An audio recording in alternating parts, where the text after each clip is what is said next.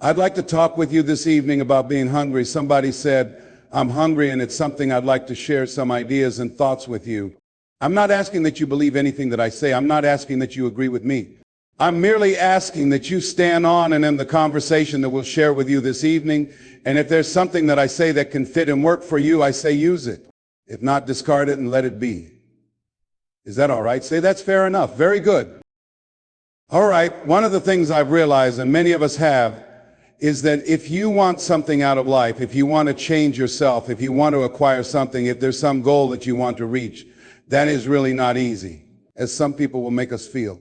Living your dream, changing your behaviors, overcoming negative habits, it's challenging. It's hard. Living alone is just very difficult. And once we begin to come to grips with the fact that living is difficult, life is very challenging. I heard a song once by a gay named Dimples called If It Ain't One Thing, It's Another. I say to you, if it ain't one thing, it's 12 others. There's always something. You will never, ever have a problem-free moment in life. Somebody's hit it, and I like this, you're either in a problem or just left one or headed toward one. Would anybody find that to be so? Raise your hand if you know what I'm talking about. I mean, there's always something. So how do we begin to nurture that hunger? What are the characteristics and qualities of people that are hungry? What will it take for me to get some of the things that I want and be hungry for those things? Number one, you've got to work on yourself. It's very important that you engage in an ongoing process to develop you. Spend more time on yourself than what you've been spending. It's very important you owe that to yourself. I was reading a book by Og Mandino called The University of Success. I read one line that gave me a chill. I didn't have to read anything else in the book. He said, many of us never realize our greatness because we become sidetracked by secondary activity. We spread ourselves too thin, don't know how to say no, and we find ourselves doing all kinds of things and never, ever have time to do those things that we need to do to work on ourselves. And then there goes a second, another second, and we can't stop and hold time. And before you know it, you wake up one day and you're behind on your dreams and your bills. So decide that you're going to take some time to work on you. You deserve that from yourself. Your life deserves some prime time because you are creating your own production. As Michael Todd would say, you are the star of your show. You are the director. You're writing the script, and you will determine whether your life is a smash office hit or a flop. You determine that. Working on yourself, talking to yourself, that's so very important. Overcoming the negative conversation, that inner dialogue is going all the time, all the time, all the time. Even when you don't want it to be there, you can't stop yourself right now from thinking you can't do it. It's going on. And so learning how to empower yourself, part of doing that is standing up to yourself. You've got to stand up inside yourself sometimes and say, Sherry, you've got to do this. I was going to give a presentation and this voice inside of me was saying, you can't do this. You don't have everything it takes. I said, shut up. I'm behind on my bills. Are you telling me what I can't do? I have got to do it. You'll get scared sometimes. Your mind will go blank on you. Some people will unnerve you and you wonder what's wrong with me. I'm not crazy. That's why you've got to learn to make a conscious, deliberate, determined effort to stand up inside yourself. Working on yourself, watching that inner dialogue, it will determine the quality of your life. I don't believe this, I know this. I've had the challenge of losing weight. I'm walking through the airport and this voice says, why don't you have some bean peanuts? I say, no, well, just one. Then after you eat that woo, you might as well have a Snickers now, you sucker. I mean, it's challenging. My mother fixes the kind of sweet potato pie you can't eat with your shoes on. You have to take your shoes off so you can wiggle your toes. It sticks on my fingers and it says, eat it. One little bite won't hurt. That voice constantly, little demons from Colonel Sanders driving my car in there. I'd say, no, no, no, no, I'll die tomorrow. I saw a skinny man get hit by a truck, and if he had a little bit more weight, he might have lived. You know, some of you know what I'm talking about, right? That voice is awesome. So you've got to stand up to that voice. When you're working on something, you want to achieve it. You've got to stand up to that voice. You've got to sell yourself every day on your abilities, on what you're doing, on the goal that you want to reach. You've got to sell yourself every day, every day, every day. According to your level of belief, it will manifest itself in what you're doing. Whatever we have right now, whatever we're demonstrating in our lives, is the result of what we believe subconsciously that we deserve. And part of increasing that belief level is that you've got to convince yourself every day. You've got to sell yourself. I do a lot of training for many corporations and conduct sales seminars. I've heard all kinds of guys doing techniques, training people on techniques of how to close sales and how to work within and begin to control the sale and how to ask for the close. Let me share something with you. You can learn all the techniques in the world, but if you don't believe in yourself, it won't happen for you. You can learn all of it. So that's why I do a training called Focus on the Seller. You've got to focus on you. And as you convince you, as you sell yourself every day, you will begin to see a difference in the things that you're doing. Selling yourself on your ability to perform a job, to achieve a certain objective, telling yourself every day, here I go again, and I've got what it takes. This is my day, and nothing out here is going to stop me. And when you go out there, like I say, come over here, say it again, well, I'll be back tomorrow. That brings you to the next thing. It takes courage to act. Part of being hungry. When you've been defeated, it takes courage to start over again. I used to do door-to-door sales, and I was working with another friend of mine. Door-to-door sales, I mean, it's punishing, it's cruel and unusual punishment. I was a little boy knocking on doors. Hello, would you like to buy a nice working television set? No money down. Bam, they slammed the door in my face. The friend of mine that was working with me, they slammed the door in his face too. I looked back and he was gone. He had gone to the car. He said, I can't do this. And he sat down in the car and said, you go ahead, I'll be here when you get back. Now, he had a mother and father to take care of him. My mother was ill and I was adopted. I was hungry. I had to go on. I learned something about myself, that when you step into your fear, someone said, it was Winston Churchill. He said that courage is going from failure to failure without losing enthusiasm. When you step into your fears and continue to push yourself to go on, something happens for you. It will enable you to transcend yourself. I went to the next door. Would you like to buy a nice working television set? Bam. I went to the next door. Bam. After a while, I no longer took it personally, and I began to play a game. I said, well, I know there's a yes out here somewhere, and I'm going to keep on until I find it, and I'm not going home until I do. I continued to knock on doors, and eventually somebody would say yes, and I'd say, are you sure? Then I'd go in there and I'd get the sale.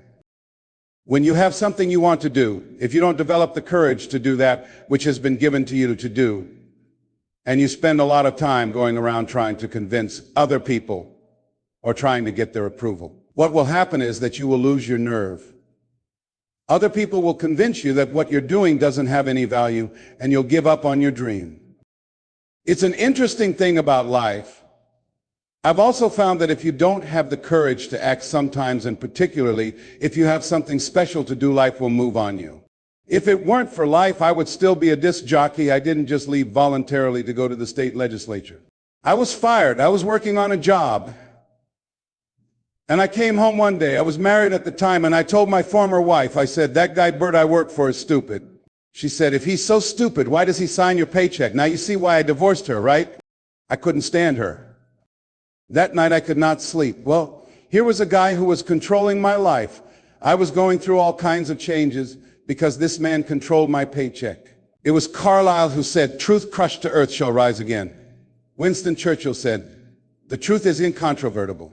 Malice may attack it, ignorance may deride it, but at the end there it is. And we know scripture that said, ye shall know the truth, and the truth shall set you free. The truth that I had to come to grips with was that I wasn't in charge of my destiny. The truth was that I wasn't giving all that I had. The truth was that there were some things that I wanted to do, but I didn't have the courage to act on those things. And the truth was that Bert's cruelty was a blessing to me. He made life so miserable for me that I had to start looking at my life differently. I started going to work earlier. I started being the last one to leave there. I started working harder than anybody else. The other guys couldn't understand. Why would you work so hard? I said, I'm not working for them. I've been cheating Bert. I thought I'd been cheating myself and my family. Wherever you are, whatever you're doing, do it with everything you have. Develop the habit of giving more than what you're paid for. Develop the habit of setting standards that others will be measured by. Someone said, do not go where the path may lead, but go where there is no path and leave a trail. It is easy to be negative today. It is easy to have low morale today. I was at a corporation, and they're going through downsizing and are going to lay off some 1,500 people over the next few weeks. It's very depressing there. And those people that stay there 9 times out of 10, they're just going to do just enough to keep from getting fired. Anybody can do that. But if you can begin to harness yourself and say, where I am, I'm going to do the best I can with what I've got. because that is an expression of who I am. You'll rise above. If you get into the habit of just being mediocre, it will become a part of your consciousness. If you get into the habit of giving less than what you have within you to give, it will begin to reflect itself in your personality. It will begin to damage you psychologically, and you don't want to be a part of that kind of self-destructive behavior. So you want to set some high standards for yourself. The next part of what feeds that hunger, you've got to develop a sense of urgency. Aristotle said, stop living your life like you have 1,000 years to live. In life, you're either here today and gone tomorrow, or you're not. If there's something that you want to do and you can't do it all at one time, just do a little bit of it. I like what Robert Schuller says, by the yard it's hard, but inch by inch, anything is a cinch. Do just a little bit of it. A friend of mine, Bobby Kerr, used to be a roommate. Bobby wanted to go into the area of public relations. He loved working with the public. He had a young lady, Tamara, named Clarice. Bobby was a great procrastinator. Pretty soon, the job where Bobby worked transferred him to another location. He went out to celebrate with the people at that new job site, and Bobby suffered a massive heart attack and died. Bobby didn't drink and didn't smoke. He was under 40 and he died. Ask yourself the question, how much time do you have left? How much time do you have left? When you start thinking about that, we don't know. Bobby took all the greatness, all the talent, and all of his abilities to his grave with him. One of the things that could have been put in parentheses under his name was he didn't use all his stuff. Most of us do that. Most of us don't use all the stuff that we have brought into the universe. We want to make a conscious, deliberate, determined effort to start living life with a sense of urgency, using what we've got, using ourselves up and sharing what we brought into the universe to share. Because if we don't, nobody else will. Stop wasting valuable time. Knowing that if we begin to live our lives as if each day were our last, our lives will take on a whole new meaning, take on a whole new expression, valuing each moment. We are blessed with the next thing that begins to nurture that hunger. Honor yourself with your word. Don't give your word out lightly. When you throw your word out there and you don't honor it, it makes a statement about you. If you decide to maintain a sense of integrity with yourself, that if you speak it, you're going to live it, that's who you are. Be cautious in how you give your word to others, and most of all, with the commitments that you make to yourself. You want your life to reflect your words and honor who you are and what you express. Another challenging area in terms of nurturing and developing that hunger in yourself is learning the art of becoming single-minded. Learn how to concentrate, learn how to focus, and you'll be surprised at the things you're able to do when you learn how to block things out. When you learn how to keep your eyes single, you'll be amazed at the ideas that will come to you, the people you'll be able to attract, and the opportunities that you'll be able to see. You begin to notice things that have been right there in front of you, but you couldn't see them before. Here's a habit that I do, and maybe it might be of some value to you. I get up in the morning and I start writing down what great ideas I can think of today that can improve me and help me reach my goal. I just let my mind flow. Sometimes I write 15, 20 ideas, and some days it's more difficult than others. But one idea can change your life. One idea can turn your life around. Deciding that you've got to focus and develop your skills is key. There was a guy who was the new owner of a baseball team that was at the bottom of the league. When he took it over, he went to the pitcher and asked, "What's your best throw?" The pitcher replied, "Well, I've got a good curveball and a good fastball," and went on talking about his different throws. But the owner pressed, "Tell me this, what is your best throw?" The pitcher thought for a moment and said, "I've got a good fastball." The owner said, "That's all I want you to work on, nothing else, just develop your fastball." The next year they went to the World Series. Most people don't know what their fastball is. Most people go through life never discovering what their talents are. Most people never develop their talents. They have skills and abilities, but if you don't nurture them, if you don't develop them, they will never serve you. Your gifts can take you many places if you develop them. Most of us don't like to do things that come too easy to us. I've always loved to talk to people. I decided to take this advice and develop my skills as a speaker, and my gift has developed and taken me to many places. You have something that you brought to the universe, and if you decide that your life deserves developing what you do well, becoming the best at it, mastering yourself, and seeing what you have within you, I guarantee you will never be without. I promise you that your gifts will take you places that will literally amaze you. I guarantee that if you begin to work to develop your gifts, you will develop a strong sense of happiness. You'll get a larger vision of yourself. Part of beginning to get a larger vision of yourself is having an area of your life where you can have a sense of competence. People will know when they think about that area. That's something you eat and sleep that you do, and you know it, and you know that you know it. Can you tell that I know? I know what I'm doing. Hello? You know this. So you've got to work on it. When other folks are having a good time, you've got to have the strength of character to concentrate, to read, to digest information. If you decide in any particular area that you're concerned about, and you make a conscious, deliberate, determined effort to read one book a month in that area, in 5 years you'll be among the top 5% of experts in the world. I read a minimum of 2 books a week. The average American reads only 1 book a year. If you decide that the area you love is the one you're going to master, in this era of accelerated change, overwhelming complexity, and tremendous competition, as you begin to develop and expand your skills and your talents, you will always be in control of your destiny. The next thing is, whatever it is that you want to do it massively.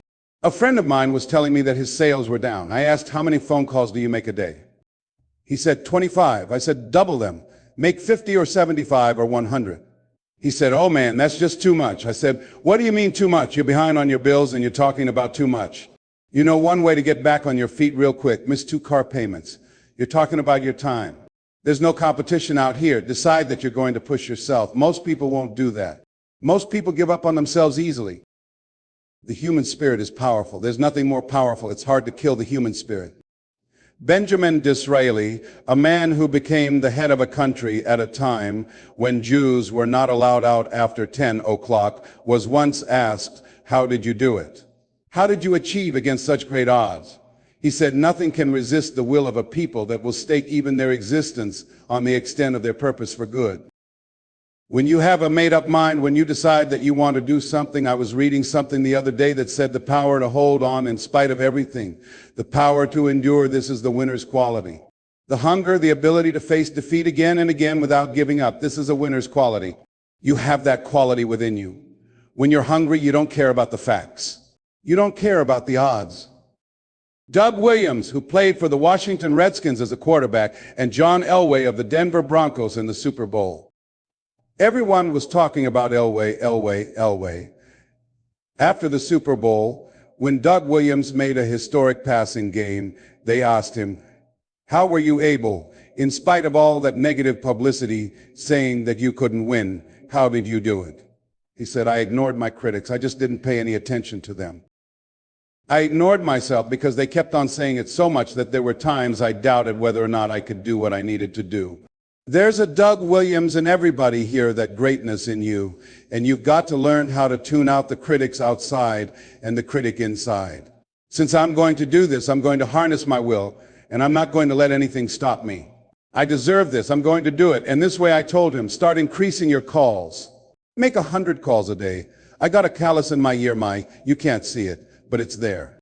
His sales have increased. He's working harder now. The other thing is, if you want something, you've got to be relentless. You've got to learn how to become resourceful. You've got to learn how to become creative when crises strike in your life. In the Chinese language, crisis means danger, but it also means opportunity. And this is an opportunity for you to grow. You've got to be so relentless, regardless of what comes down the pike, that you're always looking for a way to get over. Always looking for a way that you can break through. Always looking for a way that you can win. Always looking for a way that you can strike a telling blow. And pretty soon, I think there's some people watching us in the universe who will say, wait, let's call a meeting over here. You know that guy Mustafa? Let's hit him and he won't stop. Just that fool, no, he can't get over. Look here. Why don't we do this? Let him go and let's mess with somebody else. Life will just get tired of whipping you sometimes and just say, let's just let this one go. I believe this now. I know it was told to me, but I just kept on kicking. I didn't have sense enough to stop. I was intelligently ignorant. I didn't know what I couldn't do, so I just tried anything. And the fascinating thing about life is you can't get out of it alive, so you might as well have a good time. Live your life with passion, with some drive. I was giving a seminar the other day, and I mentioned that I was going to do some training in August with some young teenagers. Take about 100 away to a 2 or 3 day camp and wipe them out. I've been working on this. So after the speech, one of the parents walked up to me and said, Mr. Brown, I'd like for you to do something for my son. He's not motivated. I said, I wonder why. I wonder what's wrong with him. He had no fire whatsoever. See, what you do speaks so loudly that they can't hear what you say. And so if you don't have any fire, you've got to watch the relationships that you develop. Have people of kindred mindsets. If you're around folks who are dead and negative all the time, they will affect you. You want people around you who have smiles on their faces looking good. I was telling a group last week that Abraham Lincoln refused to hire a guy because of his face. They said, but the guy can't help it. He said, anybody over 30 is responsible for their face. If you have a depressing face looking at you every day, it affects your blood pressure. Keep these dead faces away from you. It's contagious. This is serious. You've got to watch your countenance. Watch your face. Have an uplifted expression. Watch your body posture. All of these things affect you psychically. You've got to be the kind of person that you are fearless. Leave foolish people alone. There are some people who walk through a neighborhood and every dog in the neighborhood will bark at them. But there are some people who come through and ain't nobody gonna mess with them. You are unstoppable. And because you're unstoppable, because you've got power that you haven't even begun to use yet, you owe it to yourself to release your brakes. How many of you have had the experience of pulling out of your driveway, matching the accelerator, and the car wouldn't move? And then you match harder and it still wouldn't move. Then you discovered you had your emergency brakes on. And then you released those emergency brakes and the car took off. True? Have you ever had that experience before? Most of us go through life with the brakes on, holding back, not giving all that we have, not sharing all of ourselves. Most of us go to our graves still holding on rather than releasing it. What are some of those things that keep us from releasing it? Past experiences, past defeats, past pain. We look back and say, well, it didn't work out then, it probably won't work out now. Many people get confused and mistake their performance for who they are. I was reading Pat Riley, the coach of the Los Angeles Lakers. You're going to like this quote here. After the Trailblazers had blown them out of the water, and I'm sure he said this last night, they asked him, how do you feel? He said, tonight we were exposed for what we are right now. You see that? If my speech tonight doesn't work, it doesn't mean that I'm a bad speaker. It means that what I did didn't work tonight. And I've got to separate what I do from who I am. And I've got another shot. See, the last chapter of your life has not been written yet. It doesn't matter about what happened yesterday. It doesn't matter about the things that you've done that you feel guilty about. If you wouldn't do it today, you're convicting an innocent person. You've been reborn to a new state of consciousness. And as I say, if we knew better, we would do better. And so you begin to decide, I'm not going to be denied. I remember I was telling someone and they asked me, would you repeat that again? I was interested in going into broadcasting. I'm adopted and that was my key out. I wanted to make my mama proud of me. I was proud and very much appreciative of what she's done for my brother, sister, and me. And that was my way out. I went over to a radio station, asked a guy, and told him I was interested in broadcasting. He looked at me in my straw hat and my overalls and said, you have any broadcasting background? I said, no, sir, don't. He asked, what do you do? I said, I cut grass. Young ladies asked me what kind of work I did. And I told them I was working on a garbage truck. I said, well, I'm a sanitary technician. He said, we don't have any job for you. But I decided that was something I was going to do. I decided I was unstoppable. I was going to do it. I started going to the radio station every day, developing a relationship with the people who were doing what I wanted to do. And that's what I encourage you to do, whatever way you want to go into. Find people who are doing it the way you want to do it and develop a relationship with them. When I decided to go into this area, I wrote letters to Dr. Norman Vincent Peale, Zig Ziglar, Dennis Waitley, all the giants in this area, and said, this is something I wanted to do. I've been following your career. Would you help me? Dr. Norman Vincent Peale answered my letter, did an article on me, wrote about me in the most recent book he issued, and did many broadcasts about me. I wanted to develop a relationship and rapport with those people who were achieving the things I wanted to achieve. By the same token, I would go to the radio station and develop a relationship with the guys there. They used me as the errand boy when they needed some food or someone to pick up entertainers who came into town. Temptation singing My Girl, Jerry Butler singing For Your Precious Love, Sam Cooke singing Darling You Send Me. I would pick up the entertainers at the airport and drive around in the disc jockeys' big Cadillacs. I didn't have a driver's license, but I was acting like I had stuff every day. I used to go home and work on my communication skills, developing myself. It was Whitney Young who said, it's better to be prepared for an opportunity and not have one than to have an opportunity and not be prepared. Start working and developing yourself now and prepare yourself for what it is that you want because you expect to get it. When the disc jockeys were in the control room, I would go in and watch them developing the trust level. They would let me stay and I would watch and observe them working the controls. When you want something out of life, don't worry about how you're going to get it. The how is none of your business. The most difficult thing is to hold the vision, to have the vision. So there I was at the radio station, a guy was on the air, and he started to drink. A guy by the name of Rock. I was outside the window looking at him and watching, hungry and ready. Then pretty soon the phone rang. It was the general manager. I said, hello? He said, Les, this is Mr. Klein. I said, I know. He said, Rock can't finish his program. He's slurring his words. I said, I know. He said, can you work the controls until one of the other disc jockeys comes in? Would you call them? I said, yes, sir. I said to myself, he must think I'm crazy. I called my mom and my girlfriend, Cassandra, and said, why all come out on the front porch and turn up the radio? I'm about to come on the air. I waited about 15 minutes. I called him back and said, Mr. Klein, I can't find anybody. He said, well, why don't you go in there, work your controls until they get there, and don't say anything? I said, yes, sir. I couldn't wait to sit down at that turntable.